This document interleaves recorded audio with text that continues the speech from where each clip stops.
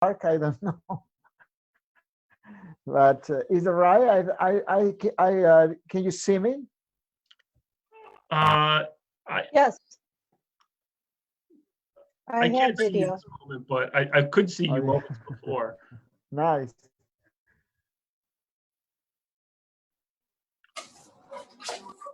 All right. Anyone else new?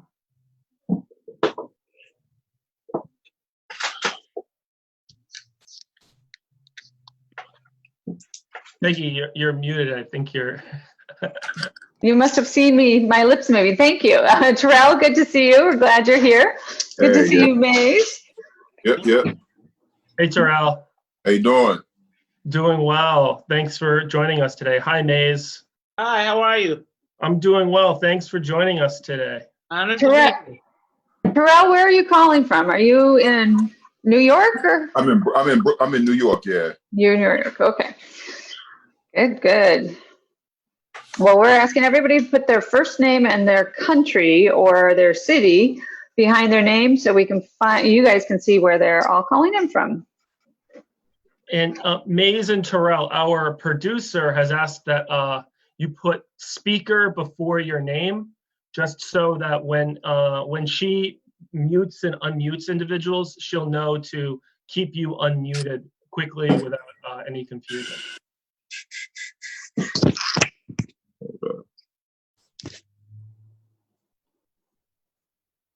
Perfect.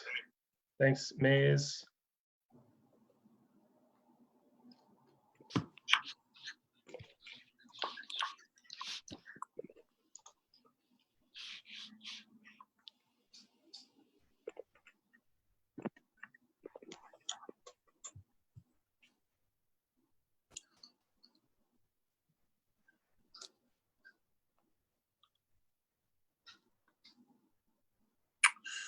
Oh boy.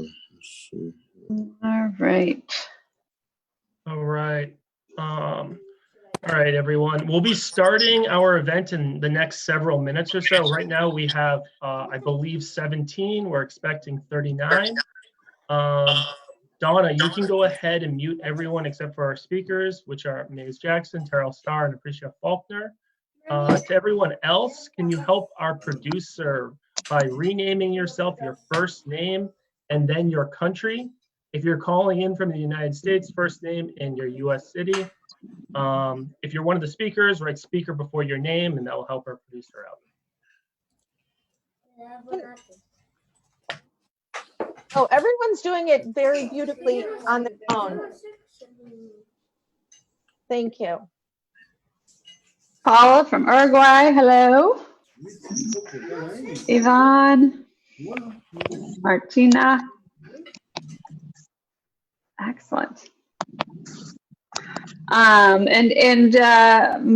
Maize and Terrell, I don't think we told you, but everyone on our calls have been in Chicago, most of them for a month, doing a fellowship with a company or a nonprofit organization in Chicago. So they know Chicago well and have good memories of it, I hope. Everyone give me a thumbs up if it's good memories of Chicago. Awesome, good to see. In Maize, do you remember the polar vortex from January of 2019? How could I forget it? It was the Juicy Smouye situation. So several of our individuals on the call today were in Chicago from Brazil, and it was summertime there in Brazil, and they were in Chicago when it was negative 35 degrees.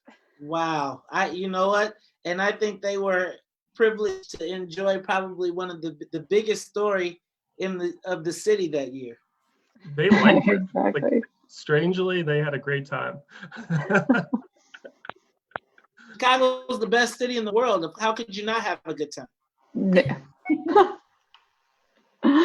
We do know how to do winter well. Yes. That's for sure. So great.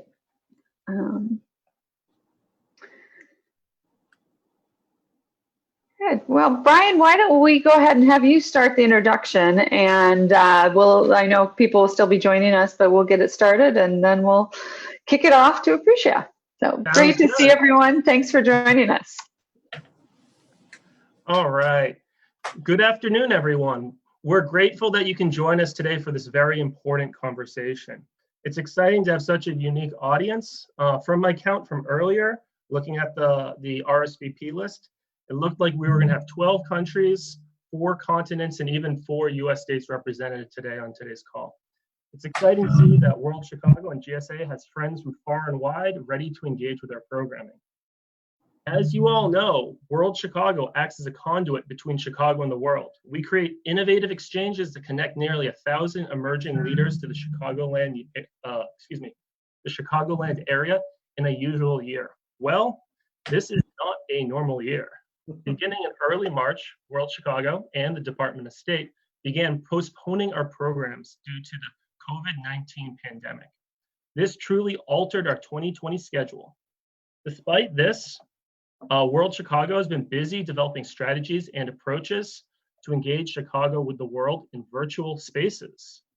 At the youth level, our Youth Diplomats program has been meeting virtually with youth across the United States and the world.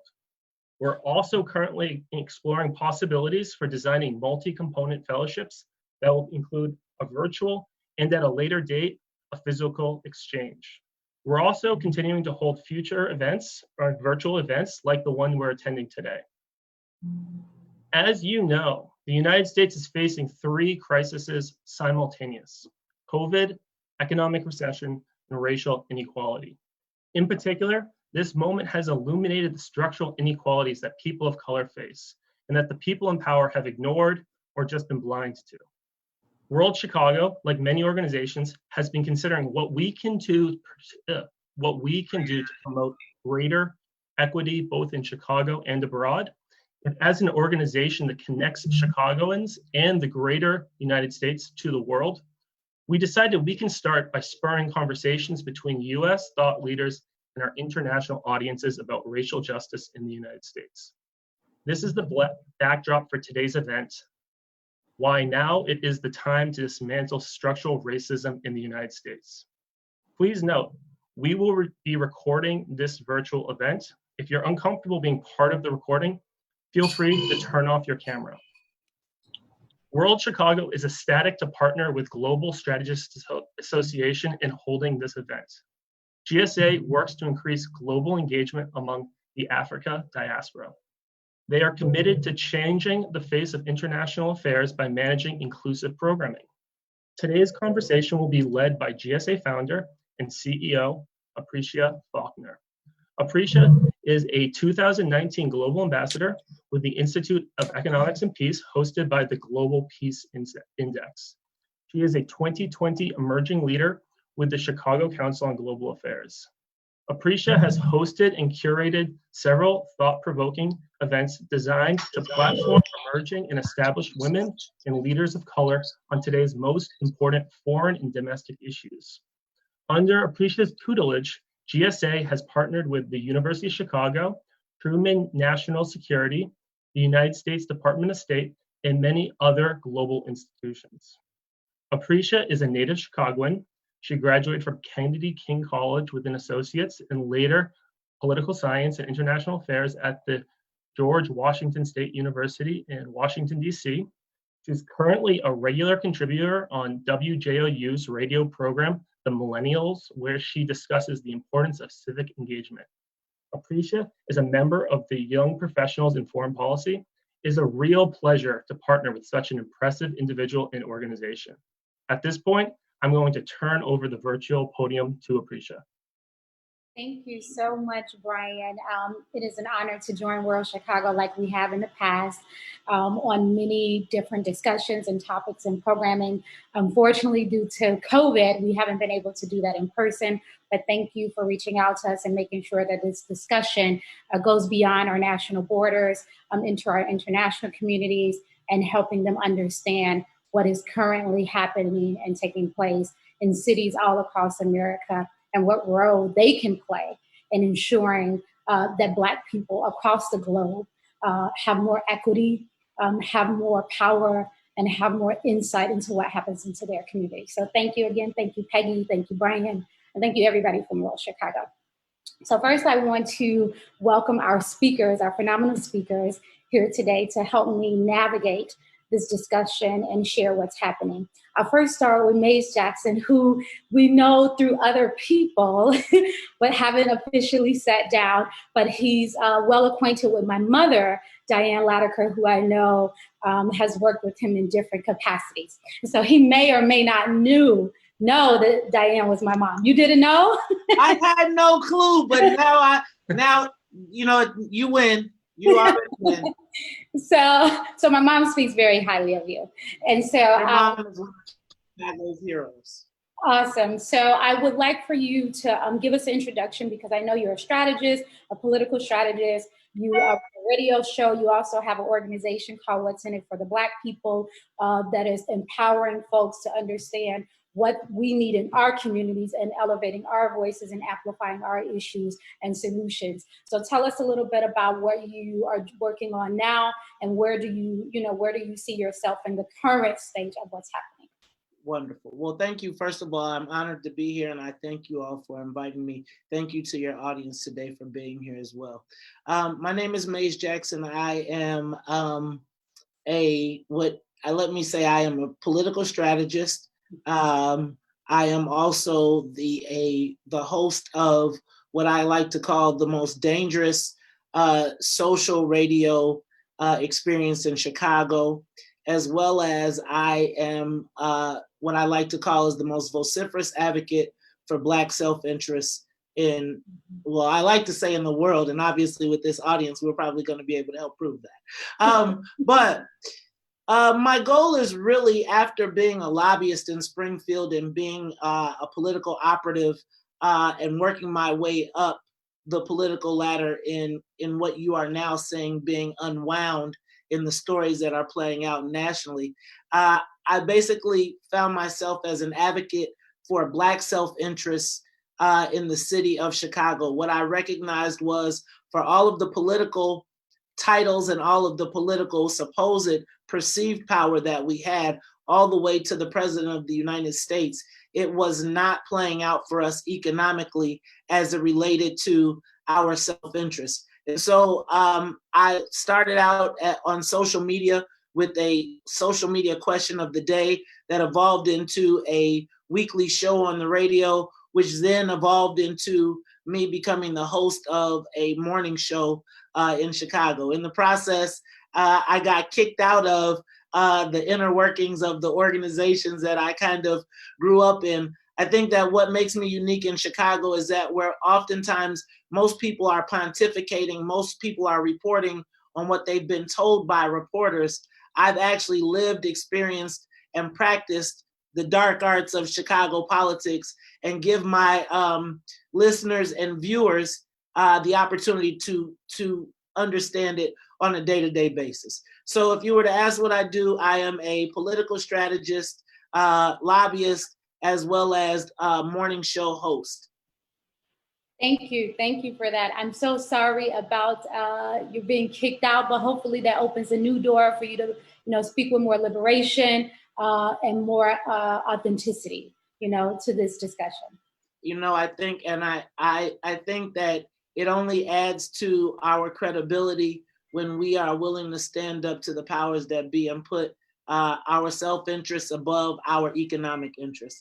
And so I think it all works well for the brand, and I look forward to the discussion.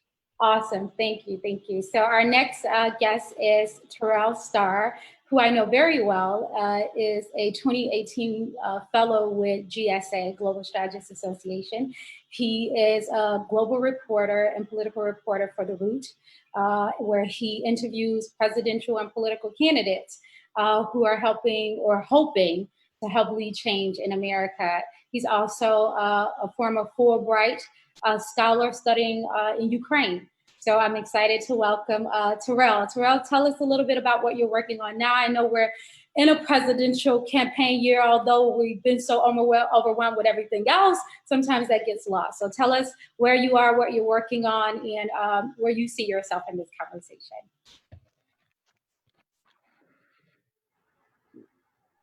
I think you might be on mute.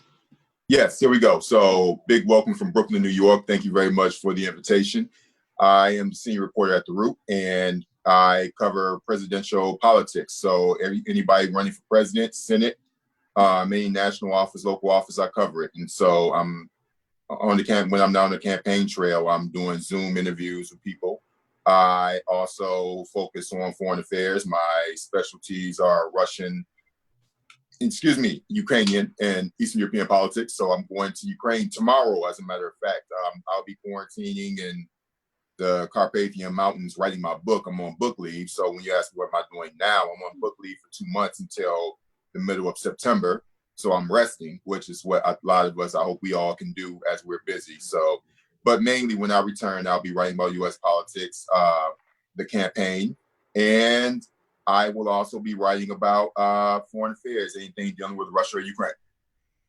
Awesome. I do want to mention that Terrell just recently launched a phenomenal podcast called Black Diplomats, where he's elevating and amplifying the voices of Black diplomats and people who are in the international community at large around issues that are important to Black people and the global diaspora as a whole. So thank you for launching that and bringing us into that conversation of international community. So I'll go right into it because I know we have about 45 minutes to our hour, right, Peggy, where we will be wrapping up. So I want to start with structural racism. Of course, the name of this discussion today is centered around how we dismantle structural racism.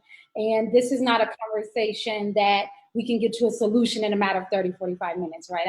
These conversations are happening all around the globe, not just in America, but globally, because there is a level of anti-Blackness in every country, and there's racism that's permeated through the world as a whole. And so I want to ask, starting with you, Maize, how do you define structural racism? We know the textbook definition, institutions at large, not necessarily the individual acts of racism, but the institutional impact of racism on Black people, power, the inequity that persists in our communities, the violence that is happening here in Chicago that is adjacent to racism. How do you define that?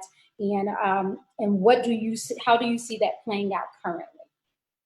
Well, I think that when I look at structural racism, and obviously the concept of institutional racism, I think as I look at it play out in Chicago, and I'm going to focus really on Chicago today, I look at it and I see it playing out as Black people being last in all 16 economic indicators of success in our city.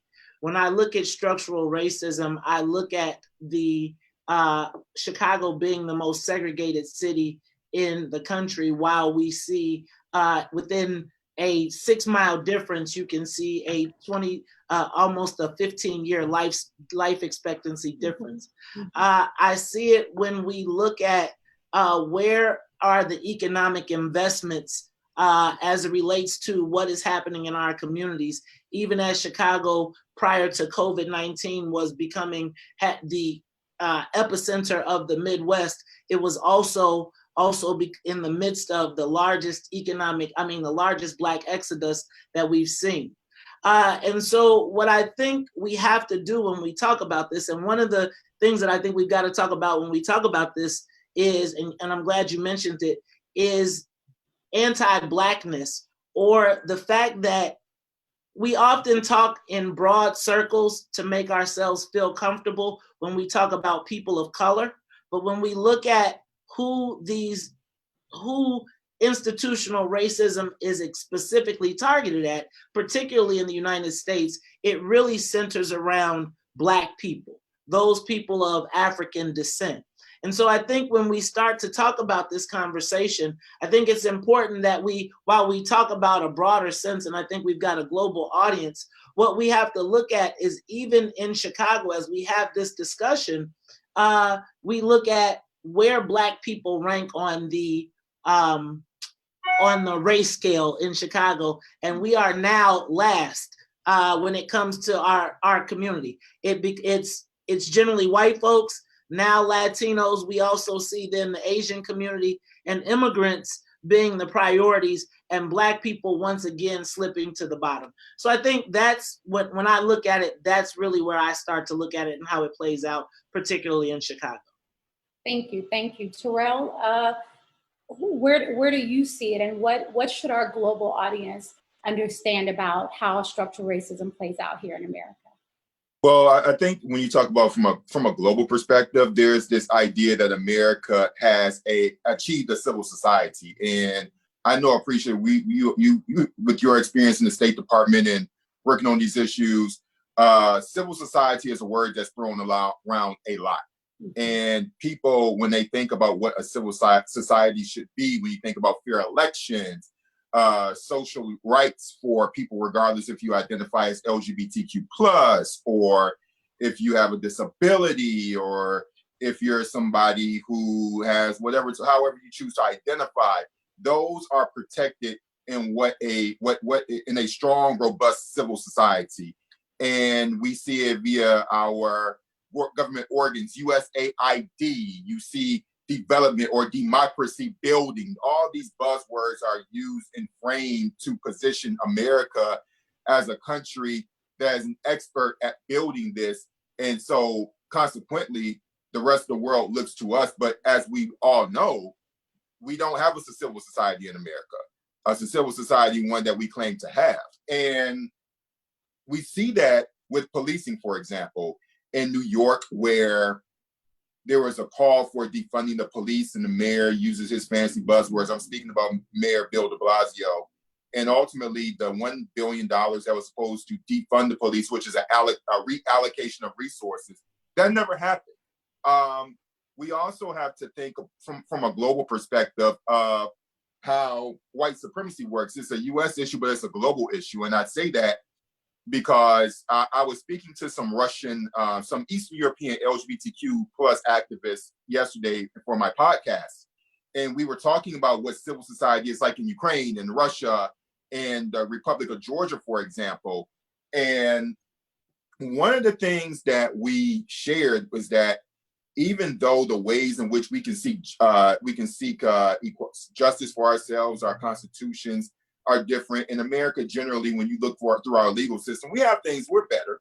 I mean, let's just say that. I mean, we're better, but all of our systems are broken in our own ways. And so the first thing is to demystify this concept that we have a civil society that we no longer have to work on, and one that can be exported to the rest of the world, when in fact we're exporting a broken product. And when you're exporting a broken product, you're exporting a lie. So once we realize that that our civil society that we think that we have is a lie, then we can get to the other underlying issues. Great. Thank you. Great points by both you and Maize about what's playing out here in Chicago and what's actually playing out around the world when it comes to Black people and how our governments and our institutions engage with us. The next question I kind of want to ask, because as you just mentioned, Mayor de Blasio in New York, and right now in Chicago, there's the light is shining on Chicago in many ways, and not all good ways. And so I kind of want to highlight and you all to speak to how racism is adjacent to violence. And so in Chicago, we saw, just speak on what happened yesterday. I'm sure, Maize, you're probably talking about this, is that 15 people were shot, not at a funeral, but right after a funeral happened, like less than a block away. And we have this constant violence. The numbers are constantly being shown across the screen, and they're constantly being connected, to everything that's happening in the cities across the globe, across America, saying that, there's a rise in crime and violence, and a lot of it has to do with BLM, Black Lives Matter, and the anarchists that have kind of tried to co-opt this movement. What role does violence play, and what relationship does it have to racism? Because that's kind of what's happening in Chicago. And if you, Terrell, could speak to New York, Sure. Maize, how do you see that, and what should people know who are visiting Chicago? We have a lot of folks on here from international communities who come to Chicago, as Peggy mentioned. They work with different organizations, institutions. To be quite frank, some of them have been told to stay away from certain communities. Some of those folks don't, leave outside of the downtown corridor, which most native Chicagoans don't even live. And so connect those dots for me between violence and racism.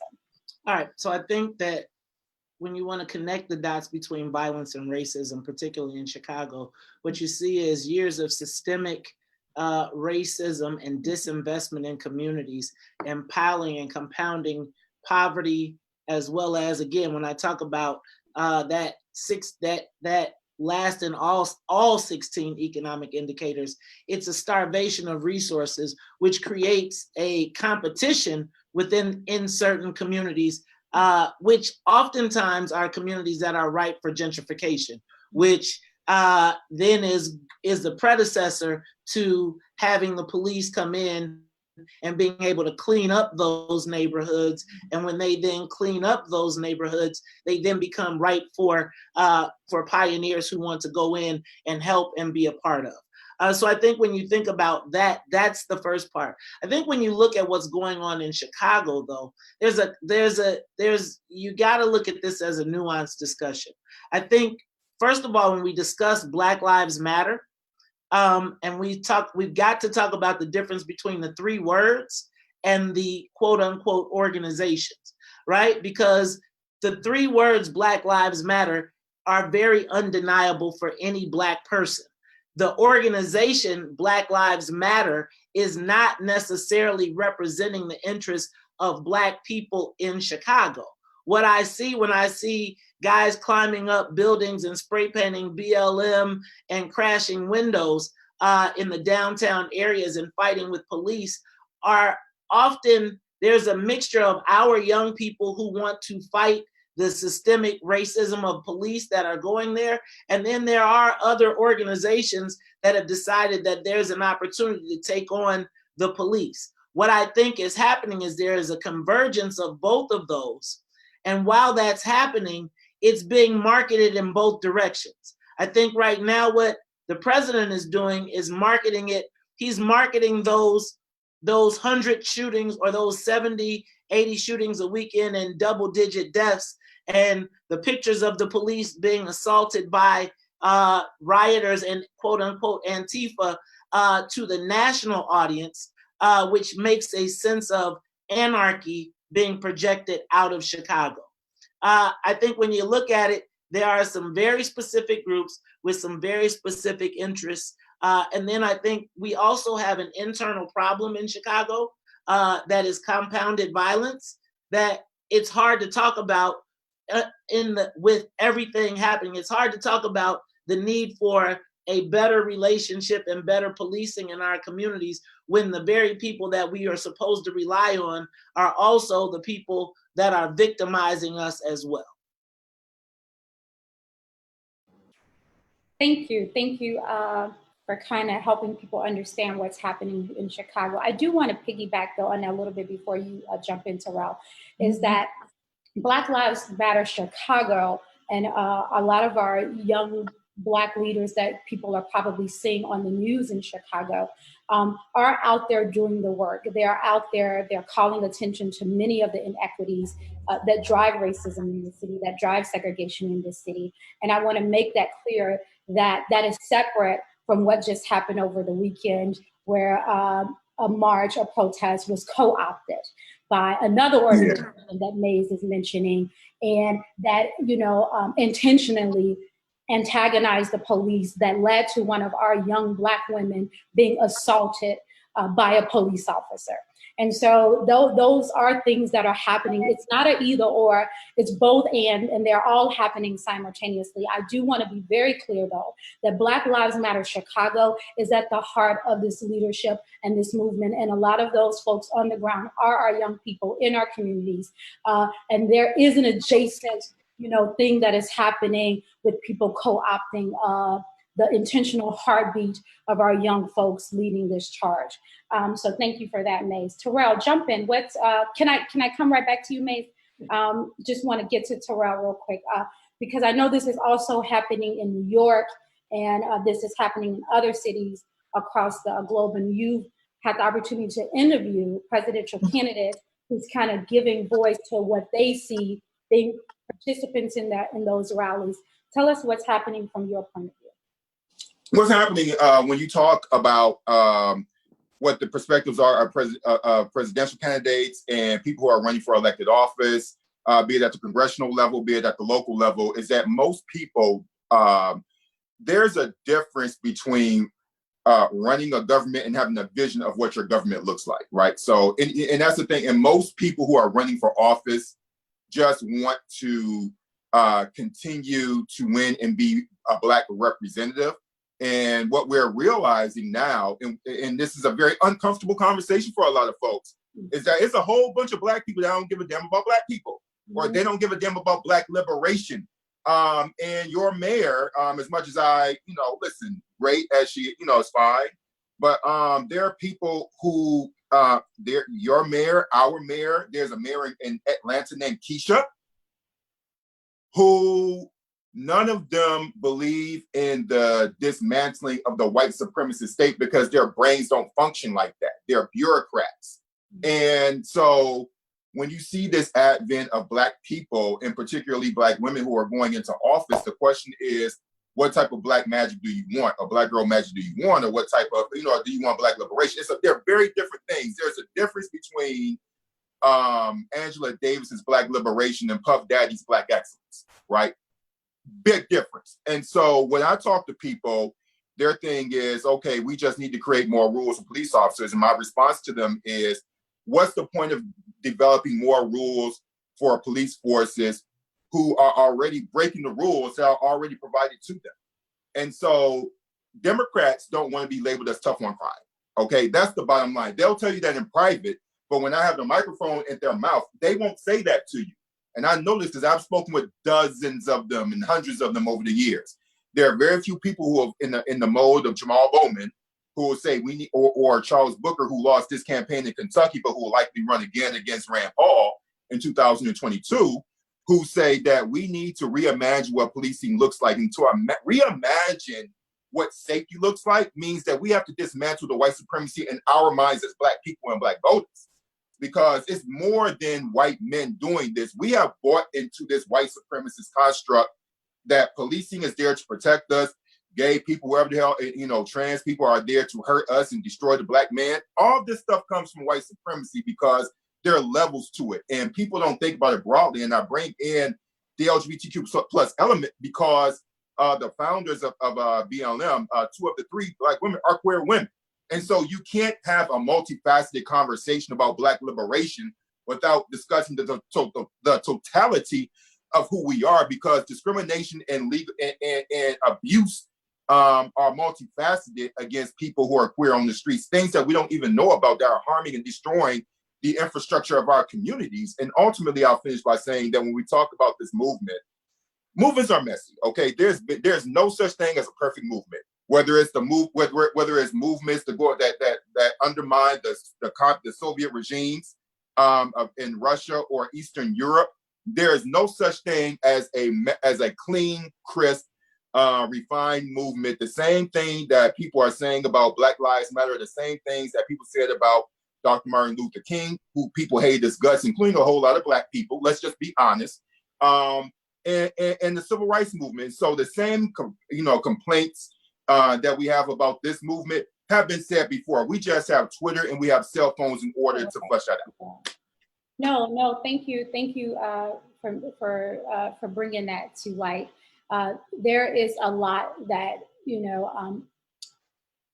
the dichotomy is that there are great things happening, and at the same time, like I said, it's not an either or, it's a both and. Right? It's a both and, yeah. So we just have to work to ensure that what we're working on is at the heart of what is helping our communities. So that drives me to our next question. Before I move to the next question, I do want to say, if you have a question, the chat box is open. Peggy is looking at it. I haven't been as good as looking at it, so if you have a question in there, let me know. Brian is also watching it, but please drop a question in there. We want to make sure that we get some answers to your questions. The next question brings me to what global communities can do, because right now, as Brian said, we have several continents represented, many different countries on the line and that are tuning in. We know that the United Nations has declared this decade the decade of people of African descent. However, they have not been as vocal about what is happening here in America. They did release a statement about America being less oppressive to Black people, but there is more they could do.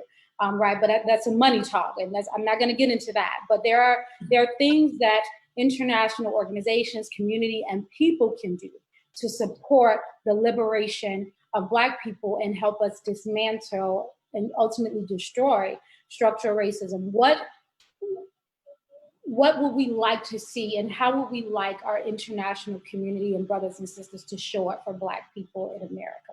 What does that look like for you if you say, hey, yes, this is America's fight, but this is what we could use from you at this particular point? For the people on the call and those who are definitely in high profile sectors tuning in, whether that's government, the tech, the business industry, the social industry, the education industry, their particular home countries and Native communities, what conversations would you encourage them to be having? How would you encourage them to show up for Black people's liberation in America? I'll start with you, Maize. Okay. So I can't wait to hear my brother Terrell, because he is obviously the international expert. But when I think about what I would do locally, I think when I think about locally, just be right. I'm sorry to interrupt you, Maize. That's when you bring locally. I just want to really drive your answer even more. We have 77 communities in Chicago, and in those communities, we have large swaths of people. We have Polish communities, we have Ghanaian communities, Nigerian communities. We have people from all different sectors. The Latinx community. What can those people do as allies to help support even Chicago Black liberation? So let me ask, and I think that's a great question. And I always tend to go back to economics, right? And so my question is, how do you do your economics? Whether it's locally, whether it's from home, and how does your community that exists in Chicago do business with the Black community? I would tell you that oftentimes, from my experience, I see communities from outside of Chicago looking at the Black community as an opportunity to enrich themselves and not to recirculate dollars in our community. So my experience with the international community, and I must be honest, I am probably I'm probably pretty vociferous in my desire to get other communities out of our community doing business. Because oftentimes people come and they do business in our community, they disrespect our children, our families, because we are if you live in a food desert, and I think oftentimes people look at us as an opportunity to take advantage, to get ahead. And so if I was to discuss this and to say, what can you do? I would say, how do you engage with the Black community economically? Do you look at it as an opportunity to get rich? And how many times do you recirculate your dollars back into our communities? We shop with everybody, right? We don't discriminate when it comes to spending our dollars, but when it comes to hiring us, when it comes to when you have to make a purchasing decision, when you are looking to do business, who and how do you look to do business with people in Chicago? And so I tend to look at it economically. Can I just say something too? Because I think it's really important that your audience understand that you have a really unique perspective going on here between you and Terrell, and how you all view the world as young Black people, and how I view the world as a near 50-year-old Black person with children. And let me say that Terrell and AD, when I first heard, like to hear you guys talk is to hear what we felt like back in 1989 and 90 when I was turning over cars for Rodney King. But to see you all actually taking it the next step, I'll be honest with you. For people like myself, it is a little bit, I don't want to say it's disconcerting, but we did grow up under a system that told me, Maize, operate this way and go to school and do it the right way. And I have hoped that I would do it right. And I kind of made it the right way, quote unquote, the way my parents did. But that world doesn't exist for you. And so even as I listen to you all talk and I want to wag my finger and be like, what are you saying? I also, it's inspiring, but I will tell you that for older people, it is a bit intimidating, right? Older Black people, it is a bit, because it is the world we grew up in. And I just think that I'm sorry to hijack the conversation, but I did think. No, you got, I'm gonna let you get 30 seconds. I'm through, I'm done. No. Okay. No, you're making a good point, and I think this is a conversation that we can further discuss offline. And it's not a matter of I think in these conversations of right or wrong. But there are varying perspectives, right, to get to the liberation that we need. And so we all come from various backgrounds, even as Black folks.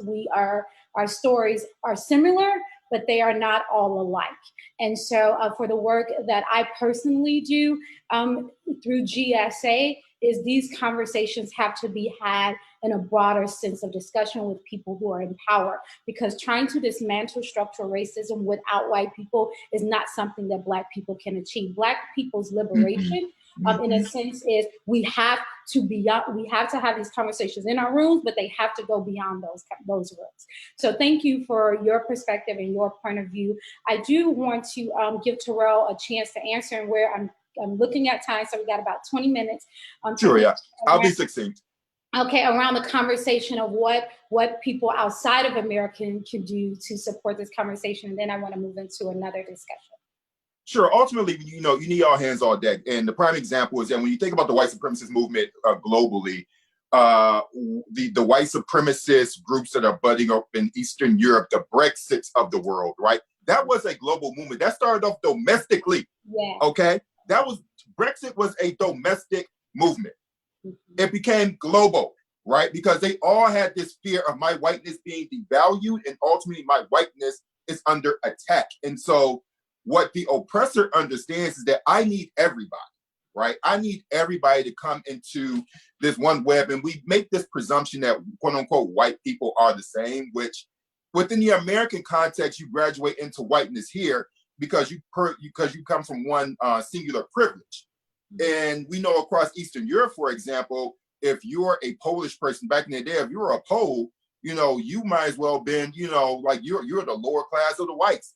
Same thing for Jewish people, and that's a bit more of a complicated conversation. But, there are a lot of strong disagreements and race and prejudices within white people. But one thing they have in common is their whiteness, right? Their global concept, their whiteness is global. And so I think Black people, we need to step beyond xenophobic rhetoric, xenophobic talking points that particularly between Black folk and Africans. And I'm not saying that's just generally a broad thing, but just things to avoid and realize that if we want justice here in America, or if we want liberation on the continent of Africa, we both have to have this common ground around defeating white supremacy, because white supremacy is bigger than our neighborhood in Chicago, in Brooklyn, in Detroit, or elsewhere. That's what the white man understands. White supremacy is a global international conglomerate. Okay, and that's why they win. Okay, that's why they win. Racism and slavery, that's an import-export business of Black bodies. Okay, and we cannot overcome this conglomerate of white supremacy by kicking it with the homies on the west side of Detroit or central Brooklyn or Chicago. Ain't gonna happen. That's just a bit. I could go more, but you said to be succinct, so I'll be succinct. Thank you both for your perspectives on that question. I see a couple of questions coming in. through the chat, so I do want to address some of them. So the first question that I looked at was, what can I, as an educator, start doing locally to make sure Brazilian youth understand that structural racism and what it entails is way more than what they watch on the news? And this is from Isabella. Isabella, thank you so much for your question. I'll start with you, Terrell.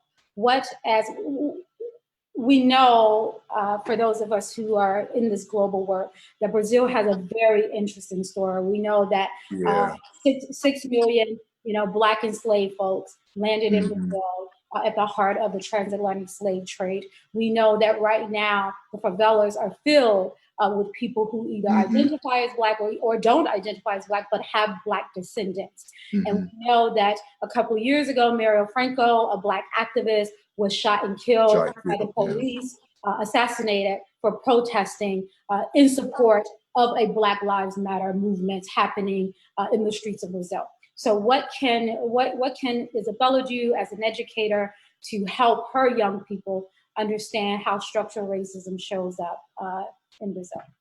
Well, that's a good question. I think the main thing is just being willing to talk to them about it and to counter whatever lack of education that they're getting in their schools with information about what's really going on in Brazil. And we know that Brazil is like the Mississippi of South America, right? I mean, the highest concentration of Black people in any country in the world, right?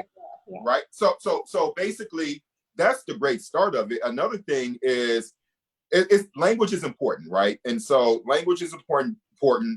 Talking about what Black liberation look like. Black liberation goes beyond economics, right? Because one of the things and we talk about economics as a way to, as a way of supporting with Black people, and that's a method, right? It's very noble. But I think, going back to the question, what I think about when we talk about how can we help people become better educated, economics is an important thing. And that when you think about Black liberation is not about making sure that Black people are at the table at CEO companies per se, as much as it is breaking capitalism, right? And thinking about a new economic model. That's the difference, right? And so I think when we start off with that and talking about what it is to live in your Black body in peace, I could send, it's best to start off with following people on Twitter who talk about this, who have books, right? And reading books, because I didn't get into my education system. And likely they aren't either. So I would start there, and I would talk to her offline about other resources that she can go to in order to talk to her students. Okay, so Terrell, if you could send Peggy and I some of those resources, Isabella will make sure that you get some of the recommendations for books. And that's a great question. Thank you for that. Maize, I know you have worked with young people, and a lot of your discussions and your actual platform, What's in It for Black People, is centered around this education impact. Tell us, how would you encourage Isabella in Brazil, or even what are you doing in Chicago to help educate folks about this? Well, I think the first thing you can do is not participate, right? Not participate in the structural racism. Self-examine, self-check. Do you have preconceived biases when you're dealing with your students? Do you react differently?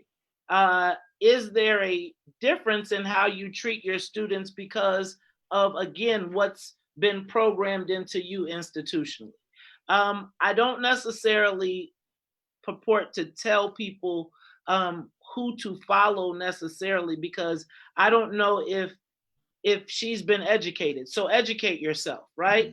Find reliable sources. So get Terrell and get Ed to make sure that there are reliable sources that you can go to educate, help build self-esteem amongst your students in those places. And then what are you doing with your peers, right? Are you willing to do are you willing to talk to your peers? Because oftentimes it's our silence, right? When something happens and a child it's the child remembers that moment when the teacher decided that he wasn't as smart or treated him differently. And do you say to your peers just like you do yourself? So that's where I would start.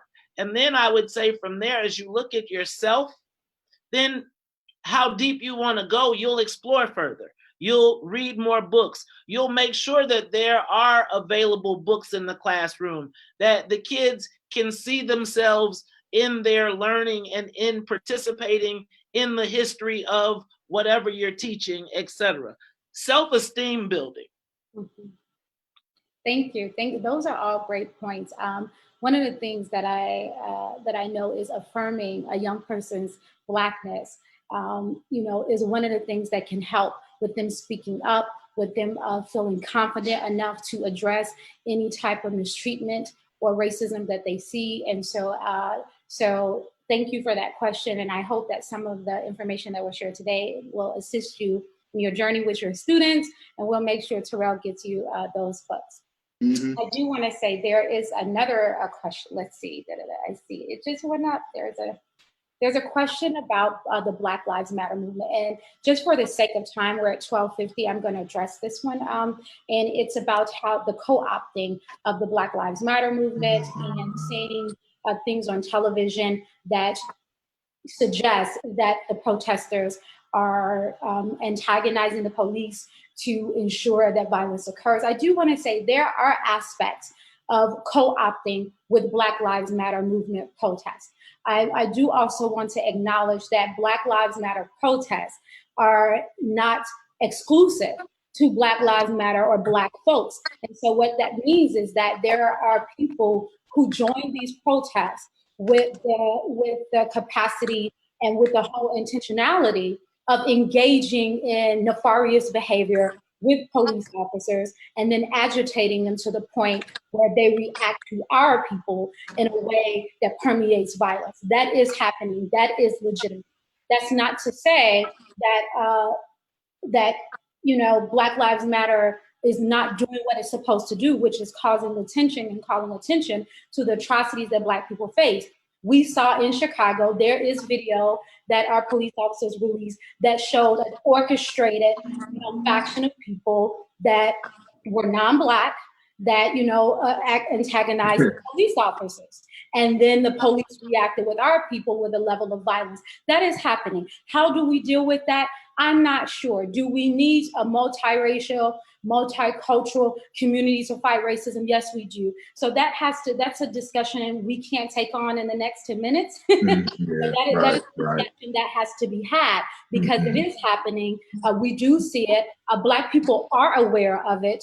And we are calling it out. I've seen it being called out in various areas, but I do want to say that does not in any way say that the Black Lives Matter protest or the movement itself is not doing what it's supposed to do. It is absolutely doing what it's supposed to do, and it will continue until the liberation of Black folks in America happens. It's not going to stop, especially when you have the incidents of George Floyd, Ahmaud Arbery, Breonna Taylor, and so forth and so on. Black people are tired, and so it's protests and it's all these things that are included with that. I do see another question. If you have some resources that you could share with us, it would be great. I have Larito, I think that's how you say it, says that they work with teenagers in Chile and they would love to educate them. So Terrell, if you could send out a list, and Maize, if you have a list of resources that you think would be great for some of our attendees to read or check into, or articles, then that would be great. Speaking Prisha, I'm going to jump in here. Here's a question for Maize. And yeah, I love that we're giving our speakers homework. Thank you for sharing your resources with us, because we will share them out with all the attendees. But Luis from Peru asked, for Maize, being close to a public audience, couldn't current problems of racism have been detected in advance and prevented?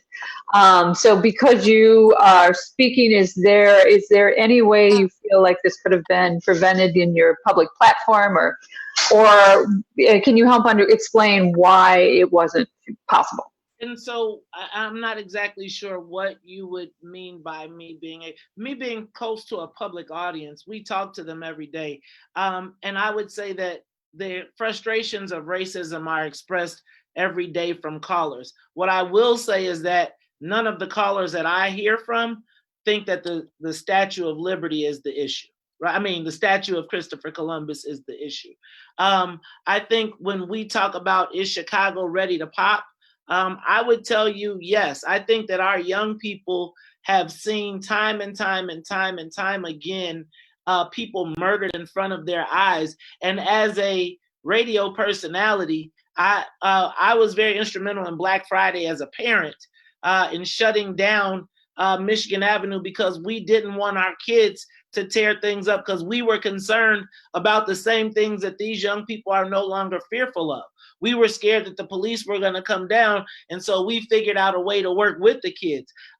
Since then, how many other people have they seen killed by police at the hands of police? And so me standing on the radio being there saying, hey, there's more racism, I really am not in a position except for to now in a position to narrate it and really to try to give people a truer sense of what is happening besides what they see in white media.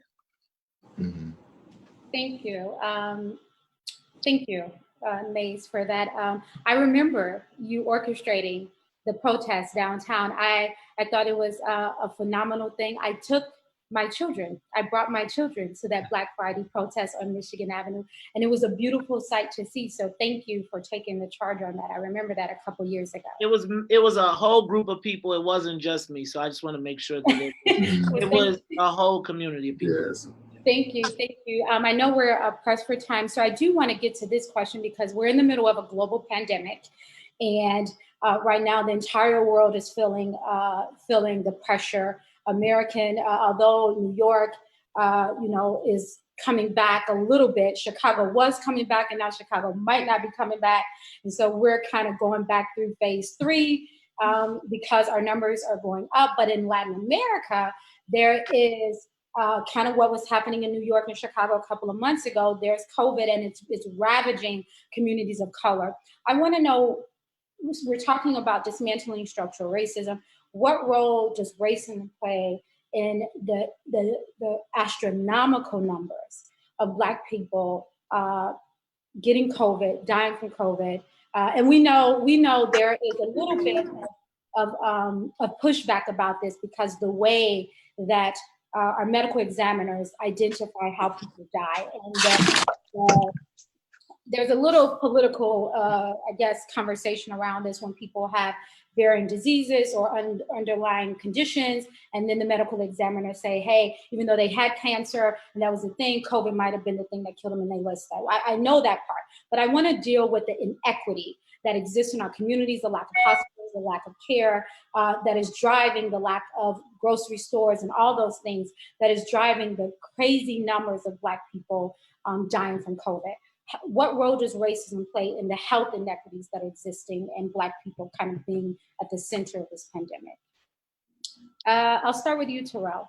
Yeah, thank you for the question. And so in a brief synopsis of it, it's definitely somebody who specializes in the public health to give a more concise answer to that. But from an equity standpoint, when we think about these, the violence in Chicago, we think about the violence in New York or Brooklyn, and all these other things. The reason why we have the reason why Chicago is what it is, how it impacts Black people the way that it does, is because it was designed to be that way. Okay, that's what it is. And so when you think about it, simple question: why do I live where I live? When I think about Detroit and I think about Black folks, some of the poor people went to Black Bottom, which is near downtown Detroit. That was urban planning. They said all these Black folk, or Negroes, as we said back in the day, are moving up north. Where can they be? We will put them here. That is urban policy. And going back to what Maize was talking about earlier about the inequities, decades of inequity, or we could say centuries of inequity, it comes from there. And it comes from the idea that if you're not able to rise up in order to join within this capitalist construct that allows you to have access to a job that has healthcare, that would allow you to go for preventative treatment as opposed to emergencies, you're going to have these issues. I had appendicitis. I had acute appendicitis during the pandemic. Went to a hospital full of COVID-19 people.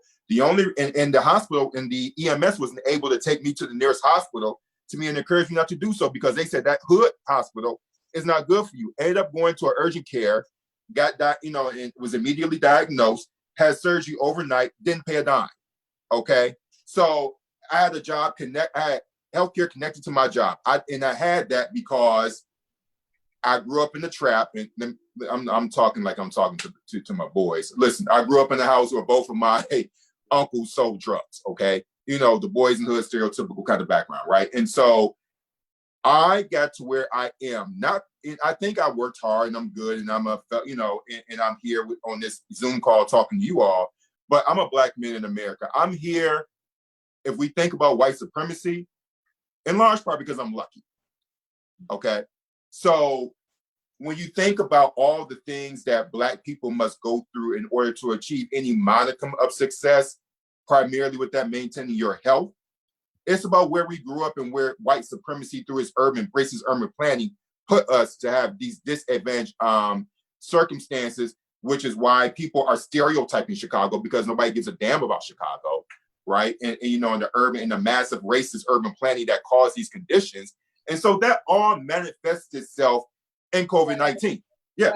Right. No, thank you. Maize, can you jump in on that? Because the urban planning is at the heart of this inequity that exists in Chicago and how the city was designed in many ways to keep Black folk out of the downtown area and out of the surrounding areas, including north spaces and all of that. Let me just, and I think it's very simply exemplified in what happened in our COVID response that we praised, that we saw the governor and the mayor be praised for.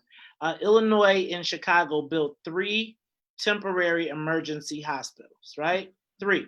They built one in Melrose Park, which was the predominantly white, Italian, old school neighborhood. They built one in Blue Island, which was predominantly Latino. And then they built a temporary hospital where they brought the Army Corps of Engineers in and built one in the old McCormick Place, right? Those hospitals were built, dismantled, and never used. And yet and still, Roseland Hospital, which had the highest number of COVID-19 cases and deaths, never even got a dosage of remdesivir. They never got any additional resources, any money. And we all applauded the response of our governor and our mayor, and I don't mean to disparage them, but we clapped and we praised them even as we died. That is the institutional racism that is the institutional racism that exists in Chicago, where we have put our own self, the interests of the Democratic Party or politicians over the interests of our own lives or deaths. 3 hospitals built, none in the Black community that was dying the most, built, torn down, and dismantled, and Black people are still dying at Roseland Hospital with no relief in sight. That is institutional and structural racism in Illinois. Thank you. As a person who grew up in Roseland, that is my community. I grew up in Roseland, 60628. My parents still live there. My grandparents still live there. And you are true in everything that you say about 60628 being having the highest mortality rate for COVID deaths and nothing being done. And so just that being our last question and trying to bring this all together, structural racism, what it seems like in all of this discussion, what you said, Terrell, what May said, is that at the heart of this is education. It is people being able to understand even the diversity within pushing back against white supremacy and structural racism. There is no one way to dismantle structural racism, right? If it was, it would have been done by now, right? We had some of our great leaders fighting this fight 40, 50 years ago, right? We had Malcolm, we had Martin, we had W.E.B. Du Bois, we had all of these people, we have Angela Davis, and yet and still here we are 400 years later, 150 years later, and we're still fighting the same fight. So we need everybody to continue to push, dismantle, encourage, educate our young folks. I think one of the questions we didn't get to was just how important education is in dismantling structural racism. And I think that's where it starts. First, advocating for Black history to be taught as American history, and for what the 1619 Project has done in the last couple of months to also be centered around this discussion of dismantling white supremacy. So I want to thank our speakers for really bringing insight to this discussion. I want to thank World Chicago for hosting this pivotal discussion, especially in Chicago, where we are fighting our own fight along with structural racism. Thank you, Maize, for your perspective. And I think they should list you as a Chicago historian, because you have a lot of insight around how this works as, you know, as a Chicagoan. And we talk about it in the comfort of our homes, but helping people understand who come into the city, why the city is built this way, and why Black folks don't visit the downtown areas as they should is one of those discussions that need to be had. Thank you, Terrell, for bringing your perspective as a Fulbright scholar, a global reporter. And I would love to see what happens in the next couple of months. We are in a presidential election year, although it gets lost in the fray. And so I'm looking forward to your book and all of that. And right now, I'll pass it off to Brian. Thank you, World Chicago. Yeah, thank you, Aprecia. Once again, I'd like to thank everyone involved today, GSA, Aprecia, Maize, Terrell, for their excellent insight and perspectives. And again, thank you, all of you, for joining us about this important conversation about an issue that's very important to the identity of the United States. With that, I just like to say have a wonderful afternoon, and I look forward to speaking to you all soon. Have a great day. Thank you, everyone.